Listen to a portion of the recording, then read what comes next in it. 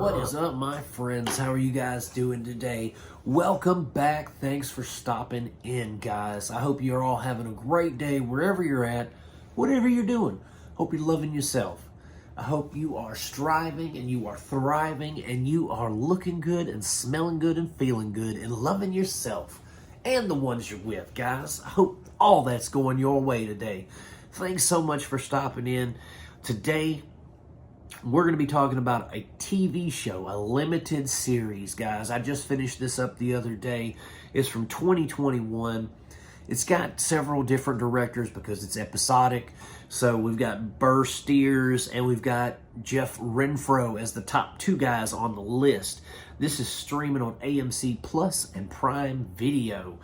This is a fantastic little vampire show, guys. So before we get into the blood drinking and the bone grinding and the mysterious bumps in the night, hit that like and subscribe button for me, because today we're talking about Chapelwaite.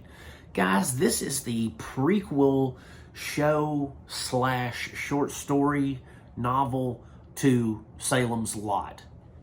Now, I have, in full transparency, I've only seen Salem's Lot, like the original, the one with, was it Rutger Hauer in that? I can't remember. But the original Salem's Lot, the made-for-TV movie back in the Gap. I've seen that one. I've seen the parts of the one with Rob Lowe. Maybe that's the one with Rutger Hauer. But either way, I've only seen the one in its entirety. And I've never read the book, the Stephen King novel. I've never done any of that. So my review on this is going to be skewed in the fact that I have never read the supplementary material. I say supplementary, it's not supplementary.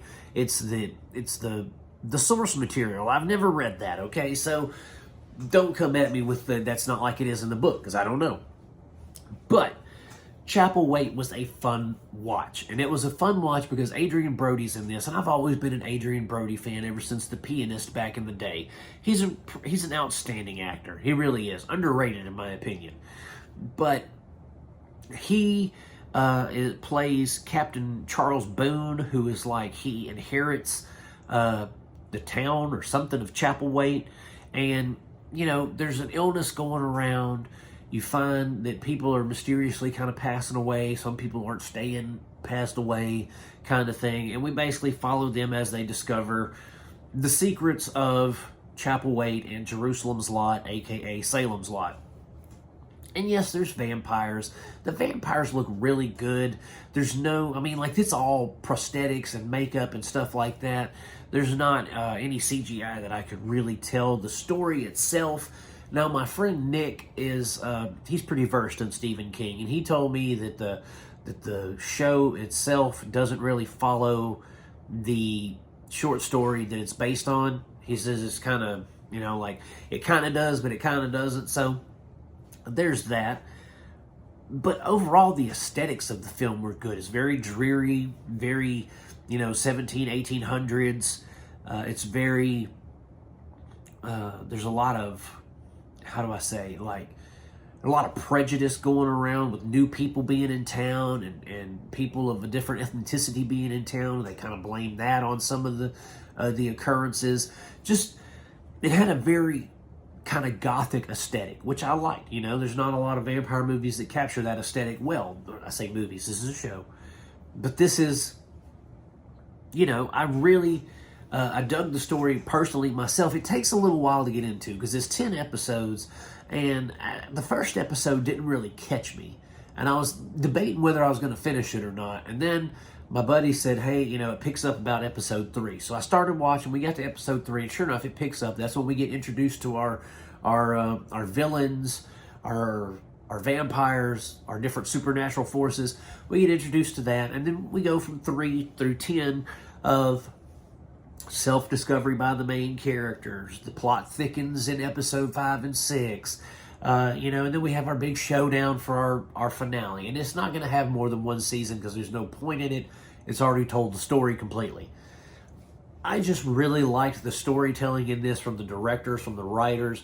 Like I said, I don't know how accurate it is to the actual story, but what I saw, I really liked. I thought that the the story was well crafted.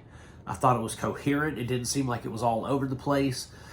A few of my complaints were when they did go back, to show things that happened before, there wasn't really, they didn't distinguish what was before and what was current, and that always throws me off. But other than that, I really thought that the story was well written. It was paced well for 10 episodes. After the first, 2 or 3 setup episodes, it really got going, and it moved along at a good pace for every episode. I never felt bored or like I was, could skip this episode and I wouldn't miss anything.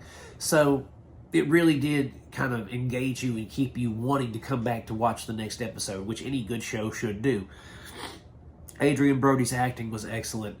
All the cast and characters were excellent. Even the guys who played Marlowe with the vampire, and he was very sinister. I loved the way the vampires looked. They didn't look pretty and twinkly. They were very kind of decrepit and almost like White Walker looking.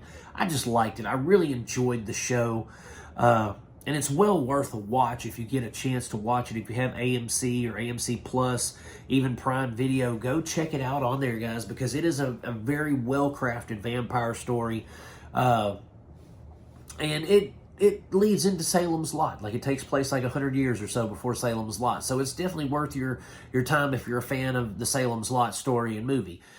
But yeah, guys, that's it for Chapelwaite. Thanks so much for hanging around and talking to me about it for a little while. As always, I'm going to keep making them as long as you keep watching them. Hit that like and subscribe button on the way out.